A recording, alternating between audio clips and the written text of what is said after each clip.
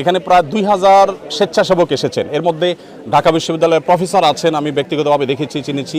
আবার ঢাকা ইউনিভার্সিটির সহ সমস্ত বিশ্ববিদ্যালয়গুলোর বিভিন্ন বিশ্ববিদ্যালয়ের স্টুডেন্টরা এসেছেন, বিভিন্ন শ্রেণী পেশার মানুষ এসেছেন, বিভিন্ন ব্যবসায়ীরা এসেছেন। তো এমন ছোট ছোট শিশুরাও এসেছে, তারা প্যাকেজিংয়ের কাজে হেল্প করছে। আমাদের ইতিমধ্যে 5-7টি গাড়ি ইতিমধ্যে স্পটে পৌঁছে গেছে এবং মহিপালে বাংলাদেশ সেনাবাহিনীর যে ক্যাম্প, সেখানে আমরা আজকে সকালে 2 ট্রাক মালামাল হস্তান্তর করেছি, আর 3 ট্রাক গত রাতে চলে গেছে।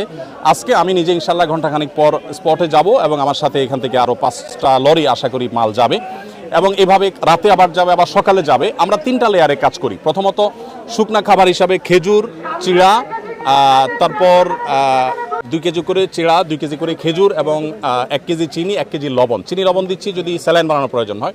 এই জিনিসগুলো আমরা দিচ্ছি প্রাথমিকভাবে 20,000 পরিবারকে। আর 40,000 পরিবারের জন্য 10 কেজি করে চাল, 2 লিটার সয়াবিন তেল,